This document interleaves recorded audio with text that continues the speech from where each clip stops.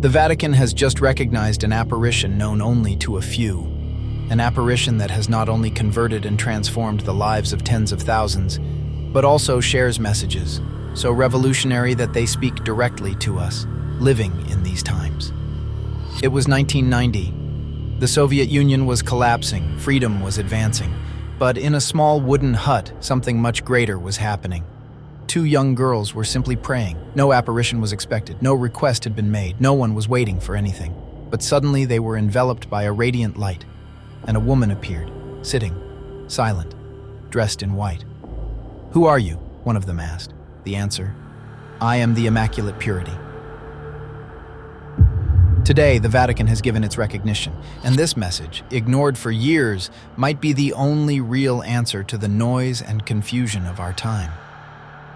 This is the story of Litmanová, one of the most profound and least known Marian apparitions of our time. An event that, over the course of 5 years, transformed a forgotten hillside into an open-air sanctuary, and that, decades later, received a form of official recognition from the Vatican. Not for the spectacular nature of the phenomenon, but for the extraordinary and undeniable spiritual fruit it produced. To understand Litmanová, one must first understand Slovakia in 1990. The country was still taking its first uncertain breaths of freedom after the 1989 Velvet Revolution, which ended more than 40 years of communist rule in Czechoslovakia. Faith, long repressed and practiced in secret, was beginning to timidly re-emerge into public life. It was a time of hope, but also of deep uncertainty. Western materialism was rushing in to fill the void left by atheistic ideology, bringing with it new forms of noise, distraction, and spiritual confusion. It is precisely at this crossroads of history that our story begins. The village of Litmanová is a small cluster of homes nestled in the forested hills of the Carpathians, a place where time seems to flow at a different pace. 2 young girls lived there, Iveta Korkakova, 11 years old, and Katka Cheselkova, 12. They were ordinary girls from simple Catholic families, their lives marked by school, play, and Sunday Mass. There was nothing remarkable about them, no known predisposition to visions or mystical experiences. Mount Zvir, which rises above the village, had always been a special place for the locals. At its summit stood a small wooden hut known as an izbika, used by shepherds as a shelter. It was there, on August 5th, that the 2 girls went with a friend to pray the rosary. As they prayed, the interior of the hut was suddenly filled with a blinding, radiant light. Frightened, they fled, but a strange curiosity and inner pull drew them back. According to their testimony, they saw a beautiful lady dressed in white sitting on a bench inside the hut. She didn't say a word, but her presence radiated a profound, indescribable peace. That silent encounter was just the beginning. The apparitions began to repeat every first Sunday of the month after the Divine Liturgy, a detail particularly meaningful for the local Greek Catholic community. It was during one of the early apparitions that the lady identified herself. When Iveta asked who she was, the response was as surprising as it was theologically profound. "I am the Immaculate Purity, Neposkvrnena Čistota," not the Immaculate Conception, as in Lourdes, but purity itself. A name that did not merely refer to a state, being without sin, but to an essence, a quality of heart and spirit to which every soul is called.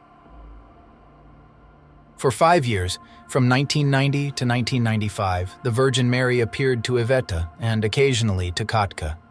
Her messages, faithfully transcribed, did not contain catastrophic prophecies, but rather a constant and loving invitation to inner conversion.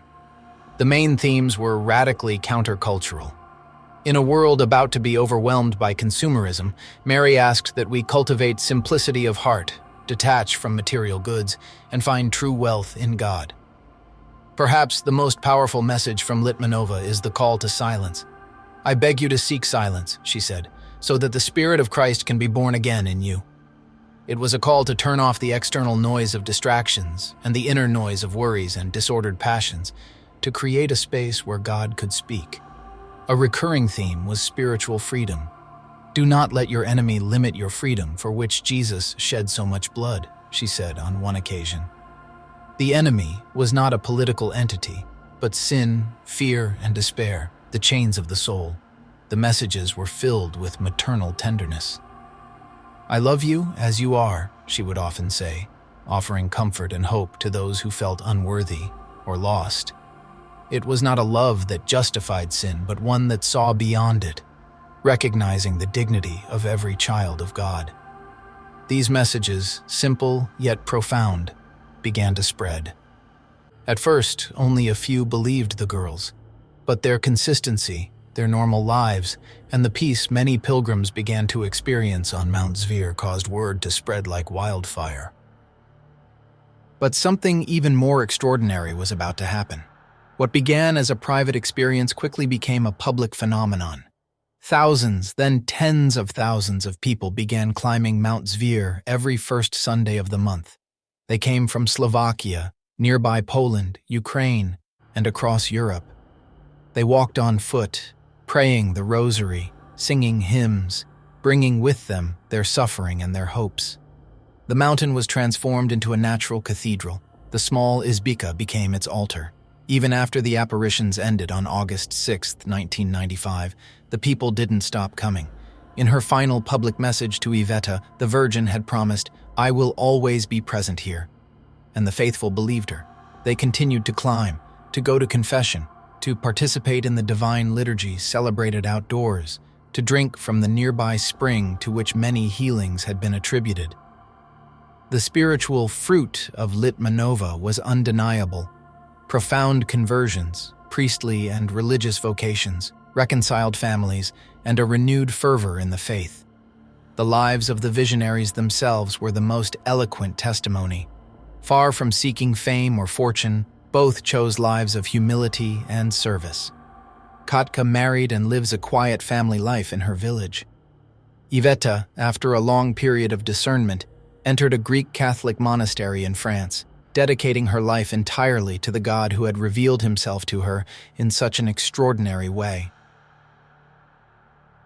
The Catholic Church, by its very nature, is extremely cautious when it comes to supernatural phenomena. For decades, the apparitions of Litmanová remained in a kind of official limbo. While popular devotion grew exponentially, the ecclesiastical hierarchy watched, studied, and prayed. The local archbishop, Monsignor Jan Babjak, after a thorough diocesan investigation, declared Mount Zvir an official place of pilgrimage for the Archparchy of Prešov, a significant step that legitimized the devotion without yet declaring the events to be of supernatural origin. Everything changed in 2024, when the Vatican, under Cardinal Victor Manuel Fernandez, prefect of the Dicastery for the Doctrine of the Faith, issued new guidelines for the discernment of alleged supernatural phenomena. These new rules shifted the focus away from the difficult and often impossible task of proving the supernatural nature of an event toward evaluating its pastoral fruits. The central question is no longer, did this really happen 100%? But rather, does this devotion bring people closer to God? Is it theologically sound? Does it bear fruits of holiness?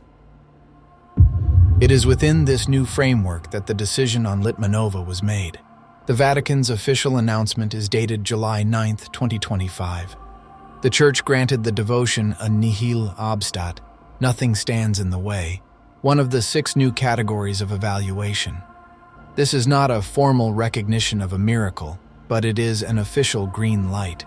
It means that the Church acknowledges that there is nothing in this devotion contrary to faith or morals, and that its spiritual fruits are so abundant and positive that it deserves to be encouraged.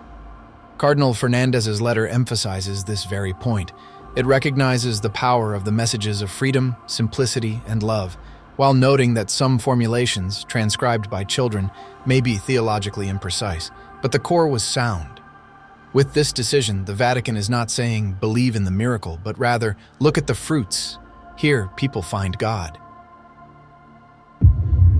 Why is this story, born in a Slovak hut over 30 years ago, so relevant today? Because since 1990, the world has become infinitely noisier. We are more connected than ever, and yet often more isolated. We are overwhelmed with information, yet starved for wisdom.